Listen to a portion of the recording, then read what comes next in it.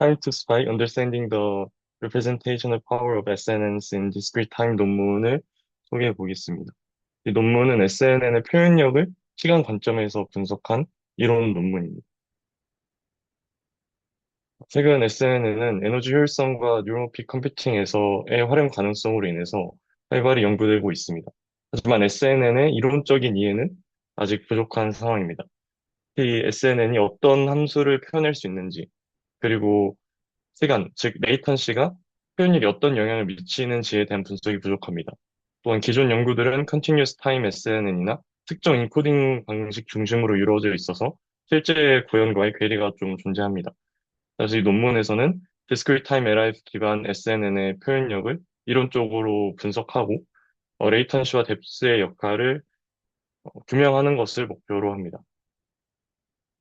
그래서 이 논문은 Discrete Time SNN 분석에 초점을 맞추는데 실제 구현에서는 대부분 Discrete Time 방식이 사용되기 때문입니다.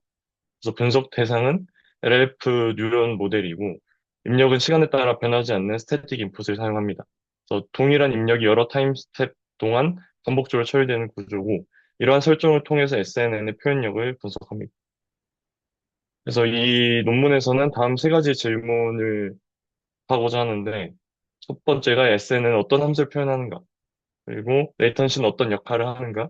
마지막으로 뎁스는 어떤 역할을 하는가입니다.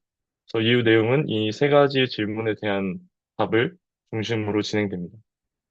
먼저 SNN 모델을 살펴보면 LF 뉴런에서는 멤브레인 포텐셜이 이전 상태와 현재 입력을 기반으로 계속 누적이 되고 이 값이 트레스홀드를 넘으면 스파이크가 발생하게 되는데 이 스파이크가 발생하게 되면 멤브레인 포텐셜이 감소하는 리셋 효과가 함께 나타납니다. 그래서 중요한 점은 이 과정이 시간에 의존한다는 것인데 현재 상태 UT가 이전 상태 UT-1의 영향을 받기 때문에 SNN은 단순한 feedforward 구조가 아니라 템포럴 다이내믹스를 가지게 됩니다. 또 특히 GT-1 텀은 이전 스파이크 히스토리를 반영하는 요소고 이거에 의해서 시간에 따라 뉴런의 스레스홀드 기준이 변화하도록 만듭니다. 그래서 SNN은 단순한 입력을 한 번 처리하는 게 아니라 시간에 따라 상태가 누적되고 변화한다. 이런 좀 다이나믹한 모델이라고 볼 수 있습니다. 그래서 이 구조를 좀 더 자세히 보면 입력 X가 앞에서 말했듯이 여러 타임스텝 동안 반복적으로 처리됩니다. 그래서 타임스텝이 뭐 4다 이러면은 그냥 X, X, X, X 이렇게 처리된다 보시면 되고 이 동일한 입력이 매 시간마다 들어오는데 뉴런은 이전 상태를 계속 누적하면서 스파이크를 생성하게 됩니다. 그래서 첫 번째 입력이랑 뭐 두 번째, 세 번째 계속 이제 스파이크 생성하는 양상이 달라지게 되고 여기서 T는 전체 타임 스텝 수, 레이턴시를 의미하고 L은 히든 레이어의 인덱스를 의미합니다. UT는 해당 레이어의 멤브레인 포텐셜, 그래서 이전 상태 현재 입력이 누적된 값이고 어, ST는 그 스파이크 액티베이션으로 threshold를 넘으면 1 아니면 0의 값을 가집니다. 그래서 이 논문에서는 다이렉트 인코딩 방식을 사용해서 입력 X를 모든 타임스텝에서 동일하게 사용하고 최종 출력은 멤브레인 포텐셜 디코딩을 통해서 마지막 스파이크를 기반으로 결정합니다.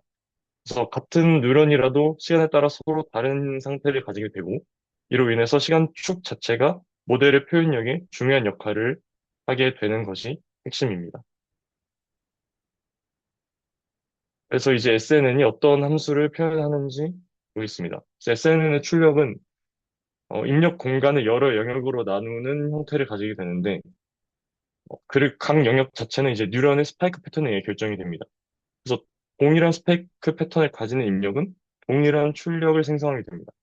그래서 각 영역 내부에서는 출력값이 일정하게 유지된다 볼 수 있고 결과적으로 SNN은 piecewise constant 펑션을 표현한다고 볼 수 있습니다.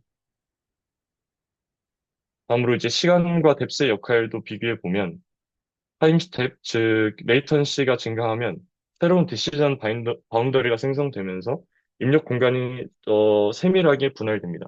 반면에 뎁스는 새로운 영역을 생성하기보다는 기존 영역을 결합하거나 재구성하는 역할을 합니다.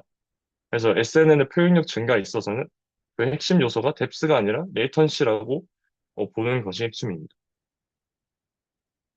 그래서 이와 관련해서 중요한 관찰이 하나 있는데 이제 하나의 뉴런은 시간에 따라 여러 개의 하이퍼 플레인을 생성할 수 있습니다. 각 타임 스텝마다 스레시홀드가 조금씩 변하면서 서로 다른 위치의 디시전 바운더리가 만들어지는데 이때 생성되는 하이퍼플레인들은 서로 평행한 형태를 가지게 됩니다. 그래서 하나의 뉴런도 시간축을 잘 활용하면 여러 개의 디시전 바운더리를 만들 수 있고 이것이 이제 SNN의 표현력을 증가시키는 중요한 이유입니다. 그래서 이 메커니즘을 좀 더 자세히 보면 뉴런 내부 상태는 시간에 따라 변화합니다. 그래서 GT-1 텀이 이전 스파이크 히스토리를 반영하면서 스레시홀드 시프트를 결정을 하고 또한 이제 베타 값에 따라 변화 양상이 달라지는데 여기서 베타 값은 이제 이전 멤브레인 포텐셜이 얼마나 유지되는지를 결정하는 리크 파라미터입니다. 그래서 베타가 1일 경우에는 값이 점차 안정화되고 베타가 1보다 작을 경우에는 일정 값 주변에서 변동하게 되는데 이러한 변화로 인해서 타임에 따라 스레시홀드가 달라지고 결과적으로 디시전 바운더리의 위치가 변하게 됩니다.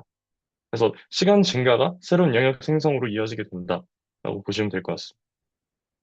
그래서 이제 이 이론을 실험으로 간단히 확인해 보면 먼저 첫 번째 실험은 레이턴시의 영향을 분석을 한 실험인데 이제 첫 번째 히든 레이어를 바틀넥으로 일단 설정합니다. 그래서 이후 레이어의 영향만 분리해서 보기 위해서 첫 번째 레이어를 제한해서 분석을 하고 결과적으로 이제 타임 스텝이 증가할수록 이 트레이닝 어커시가 증가하는 것을 확인할 수 있습니다. 근데 이제 반면 뎁스만 증가시키는 경우에는 성능 향상이 좀 제한적이라고 볼 수 있는데 이제 앞서 이론적으로 말한 이 SNN의 표현력이 뎁스보다 레이턴시에 좀 더 크게 의존한다는 것을 보여줍니다. 두 번째 실험은 리전 변화 양상을 분석하는데 이제 학습 전에는 입력 공간이 바닥이 분할돼서 좀 많은 영역이 생성됩니다. 근데 이제 학습을 진행할수록 불필요한 영역이 조금씩 줄어들고 보다 단순한 이제 디시전 바운드에 맞게 구조가 정리됩니다. 그래서 이제 이거는 좀 극단적인 예시긴 하지만 이렇게 좀 영역이 완전 단순화되는 모습을 보여주고 그래서 이제 이 미준 수가 많다고 항상 좋은 것이 아니라 데이터에 맞게 적절히 정리되는 것이 좀 중요하다. 근데 이제 SNN은 학습을 거치면서 이 처음에 과도하게 분할되었던 영역들이 이렇게 보다 단순하게 단순한 디시전 바운드리에 맞게 구조가 정리된다라고 볼 수 있습니다. 그래서 전체 내용을 정리해 보면 ANN은 이제 뎁스를 증가시키면서 표현력을 높이는 구조인 반면에 SNN은 앞서 말씀드린 것처럼 타임 디멘션을 활용해서 표현력을 증가시키는 구조라고 볼 수 있습니다. 특히 레이턴시가 새로운 리전을 생성한 역할을 하고 뎁스는 기존 영역을 재구성하는 역할을 하는데 어, 당연히 이제 레이턴시의 영향이 좀 더 크다라고 볼 수 있고 또 이제 하나의 뉴런도 시간에 따라 여러 개의 하이퍼플레인을 생성할 수 있기 때문에 SN에서는 타임 디멘션이 효율력 증가의 핵심 요소다. 그래서 ANN과 좀 다르게 시간 축이 굉장히 중요한 역할을 한다라고 볼 수 있습니다. 마지막으로 결론인데 먼저 이 논문의 이제 이 의의를 정리하면 기존 SNN의 성능이 주로 경험적으로만 평가됐던 것과 다르게 이 논문은 SNN의 표현력을 좀 수학적으로 분석했다는 점에서 의미가 있고 특히 이제 SNN 동작을 입력 공간 분할 관점에서 해석해서 피스와이스 컨스턴트 펑션으로 표현될 수 있음을 보였습니다.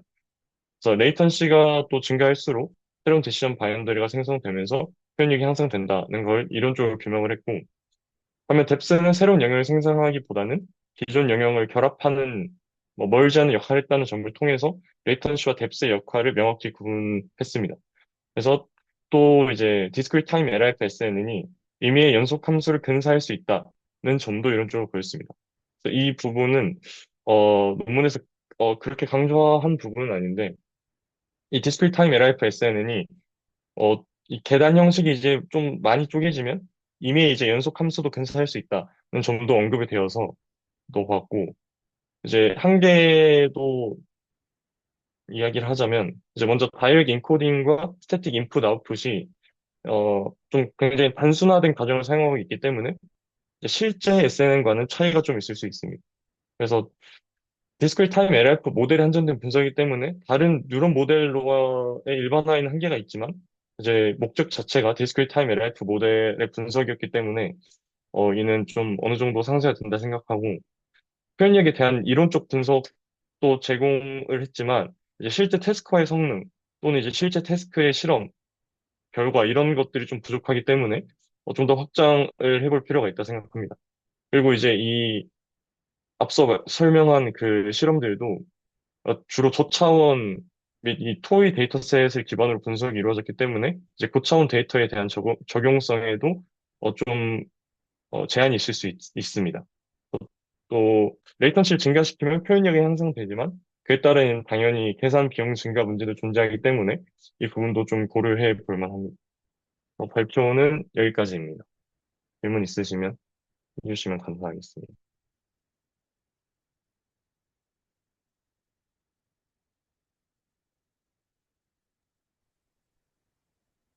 그 7번인가요? 슬라이드? 그림 나오는 거? 네, 그 입력 공간 차원이 몇 네, 차원인지랑 네네. 출력이 정확히 뭐 어떻게 생긴 건지. 일단 그 논문에서 소개하는 차원은 그 하이퍼플레인 자체가 이제 2차원에서만 분석을 했고, 그래서 이제 하이퍼플레인 자체가 그냥 이제 직선 형태로 나오고요. 그리고 아웃풋 자체는 이게 그 아예 그냥 LF까지 다 거쳐서 나오는 그 최종 형태가 아니라 그냥 이 스파이크 패턴 자체를 분석하기 위한 거거든요. 그래서 그냥 이제 영역이 나눠지는 걸 보여주기 위한 걸로 이해하시면 될 것 같습니다.